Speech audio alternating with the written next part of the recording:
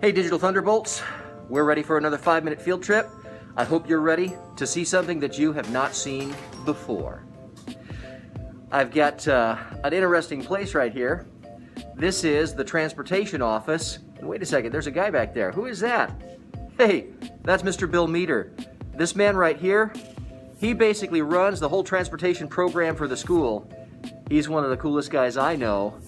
So anyway, we're gonna sneak a peek at a bus in the bus garage just over that way. So stay tuned. All right, kids, here we go. We're making our way through the transportation office.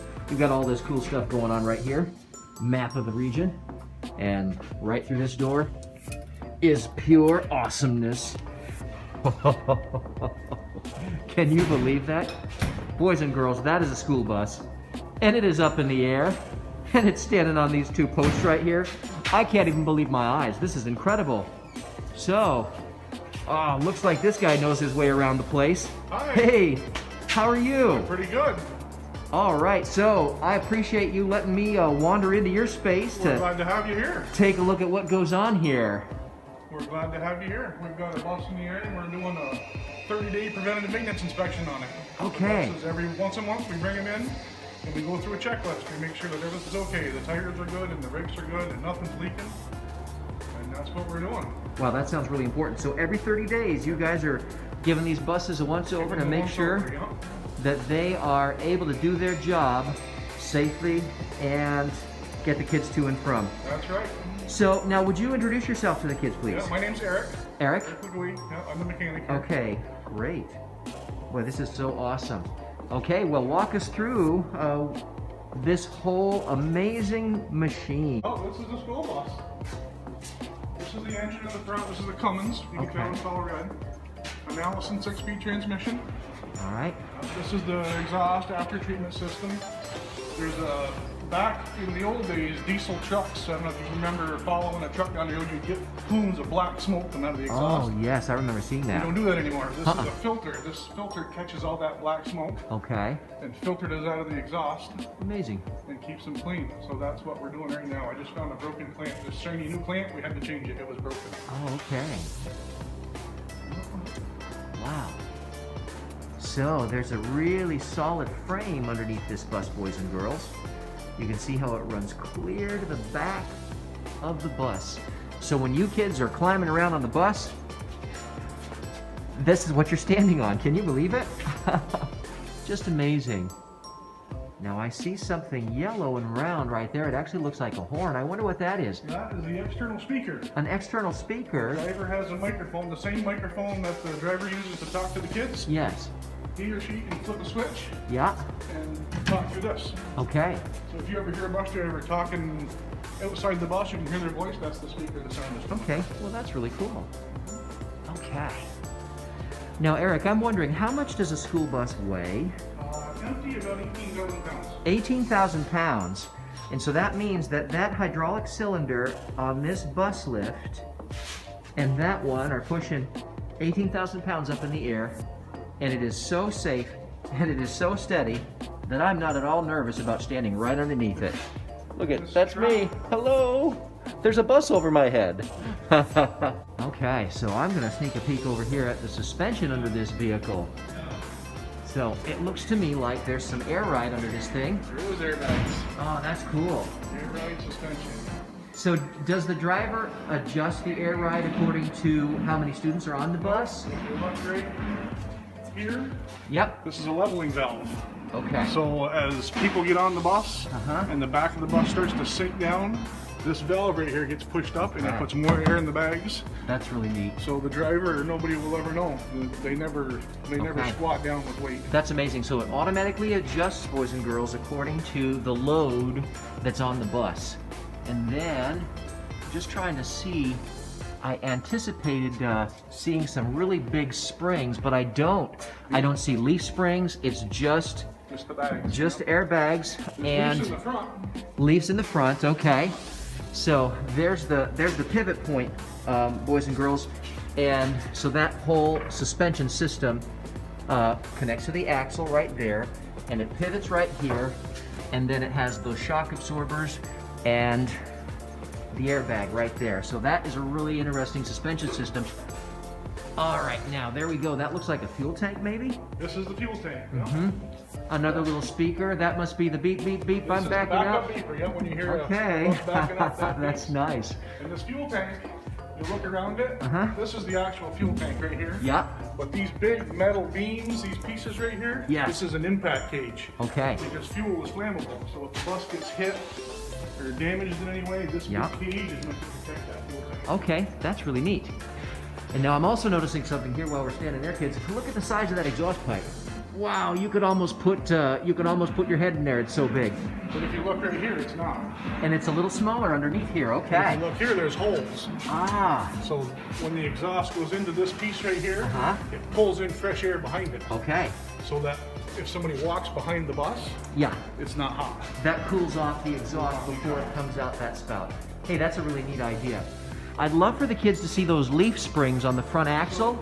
That way they'll have a little bit of an idea of what a leaf spring is and how it compares to that rear suspension. These are the leaves right here.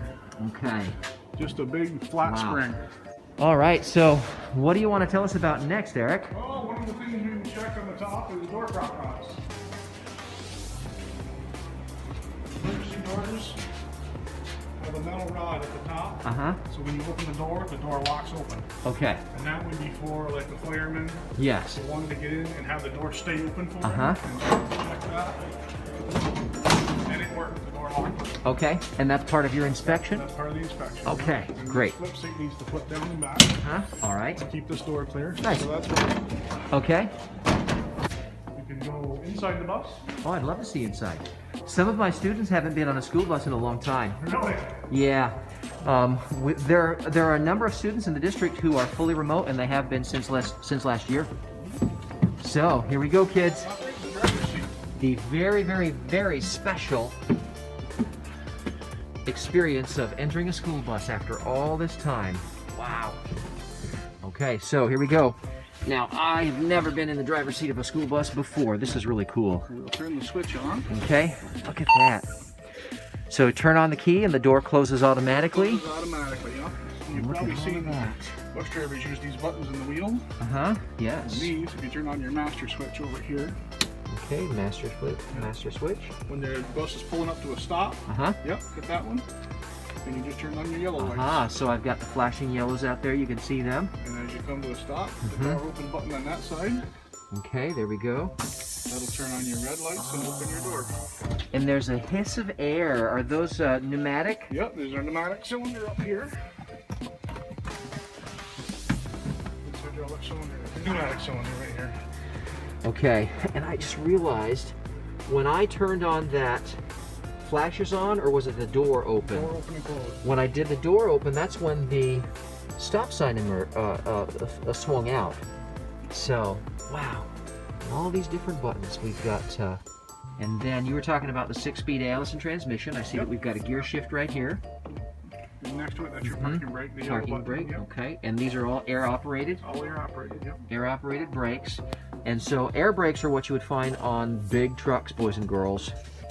Now, why would a school bus have air brakes instead of just regular brakes like a car? Because of the weight of the vehicle. On a car, like your car or my car, when you step on the brake pedal, it's the muscles in your leg that are creating the energy that's transferred to the brakes. Okay. But on a big heavy truck like this, we don't have enough strength in our leg. All right. So we need an extra remote source of power. Yes. Which is an air compressor and a tank full. Got it. So when you step on the brake pedal on this, you're just releasing air. You're not creating the energy. I see. Okay, so there's that sound. You hear that sound, boys and girls? Okay. That's really cool. Oh, man.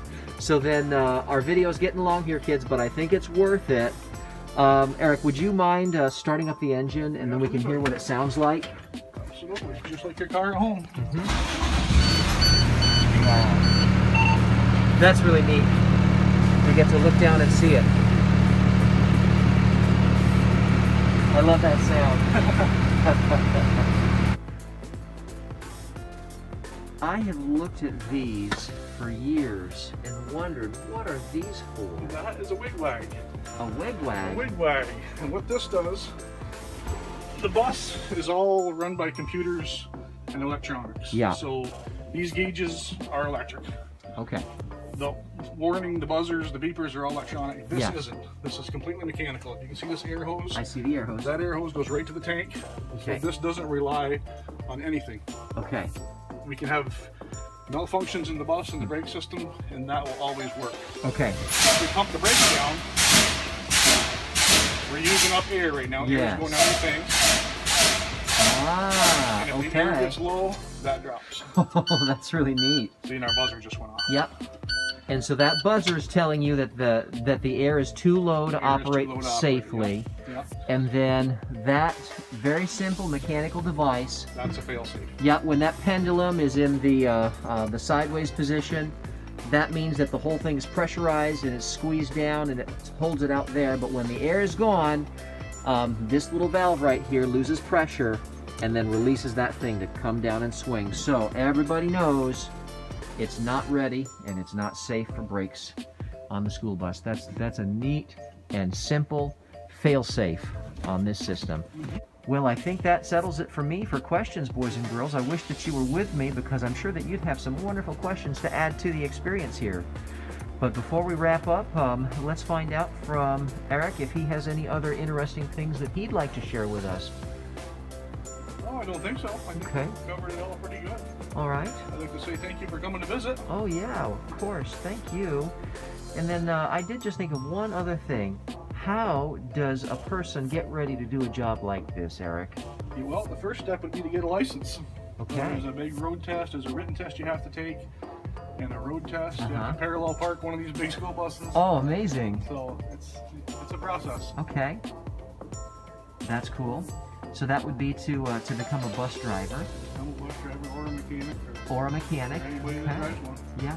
And what kind of work were you doing before you became a mechanic here at Norwood Norfolk School? I was an auto mechanic for a few years. I went to SUNY Canton, Okay. their automotive program, and I started working on cars, Yeah. and then moved to school buses.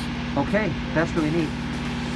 And so step by step, boys and girls, if you're interested in working with machines like this, you can go to SUNY Canton and learn about automotive mechanics, and you can work in the field of auto mechanics and gradually work your way up to the place of being able to help run a shop like this and keep thousands of kids safe on the road every day, and other drivers safe on the road every day when you're out and about. And so what a neat line of work. Okay, well that settles it then. Thank you so much, Eric. Thank you. Have a wonderful day and enjoy the work. You too. Thanks.